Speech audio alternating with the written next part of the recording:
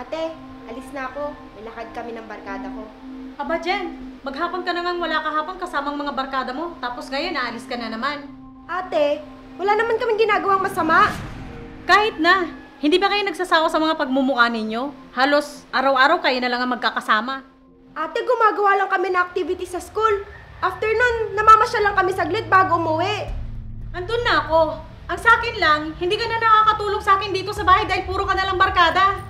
Heto na naman tayo, ate. Mag-uumpisa ka na naman ba? Paulit-ulit na lang tayong ganito. Nakakasawa na.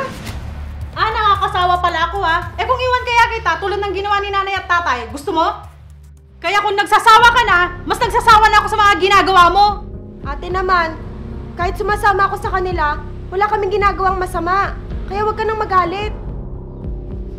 Sige po, ate. Alis na ako. Jen, umuwi ka ng maaga ha. Opo, ate.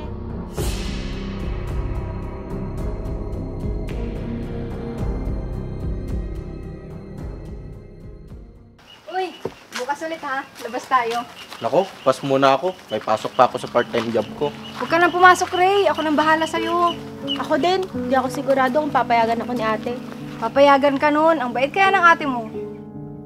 Ito yatang batang to ang hindi magandang impluensya sa kapatid ko. Hindi porket mayaman ka, kayang-kaya mo na lahat. Ano na naman kayang pinaplano nilang lakad? Sige, bahala na.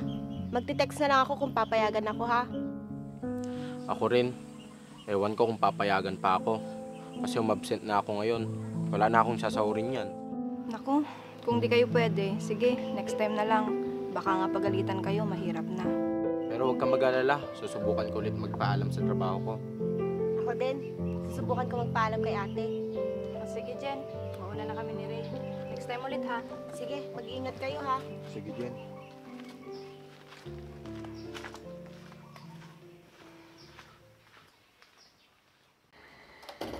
Ate? Ate, pwede po ba akong lumabas ulit? Kasama na naman ang mayaman mong kaibigan. Ba't mo alam, ate? Narinig ko kayo kahapon. Pati yung barkada nyo nagpa-part-time job. Mapag-aral lang ang sarili, nadadamay sa kakabulakbol nyo. At ikaw namang bata ka, hindi ka na pumirmi sa bahay. Eh, ate, tuwing walang pasok lang naman kami lumalabas. Anong tuwing walang pasok? Halos araw-araw na nga kayo magkakasama pag may pasok. Huwag mo nga akong pinaglololo ko dyan. Nagpapalusot ka pa. Mas mabuting dumito ko na lang muna sa bahay. Hindi ko alam kung mabuting impluensya ba yung isang barkada niya. Puro pa siya lang ang alam. Palibasa kasi anak mayaman.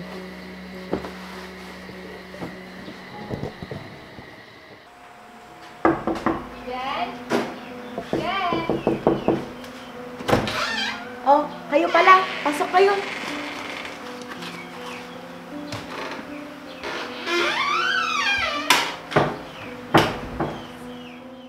O, Jen, ba't hindi ka pa nakabihis? Oo nga, tanghali na. Ako nga, gumawa ko ng dahilan para payagan ako. Sige, Jen. Bilis ka na. Yan ang nga bang sinasabi ko. Nagsisinungaling ka sa trabaho para lang makasama sa kanila at makapagbulakbol. Jen, di ba nag-usap na tayo kagabi? Eh, ate, kasi nakalimutan ko silang i-text kagabi. Nakalimutan? O talaga sinadya mo para sila magpaalam sa'yo? At ikaw, Lynette, huwag mo sanang itulad sa'yo yung dalawang barkada mo na yan. Dahil kahit maghapon ka magbulakbol, ayos lang. Eh sila, hindi sila anak mayaman na may katulong at maraming pera para tustusan ang pag-aaral nila. Pasensya na po, ate. Ayain ko lang po sana silang magsimba at kumain saglit sa labas dahil birthday ko po ngayon.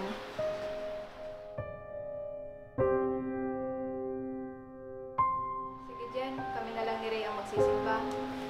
Ate, pasensya na po ulit. Sige po, alis na kami.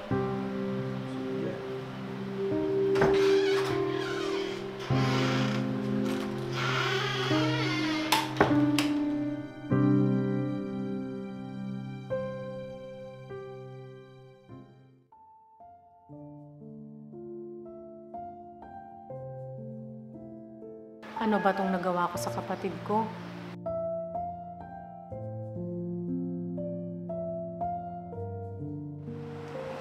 Jen?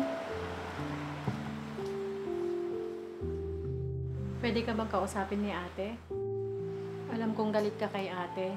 Pasensya na. Hindi mo naman kasi sinabi na birthday pala ni Lynette ngayon at magsisimba kayo. Kahit di ko naman sabihin yun, ate. Kung talagang papayagan mo ko, papayag ka.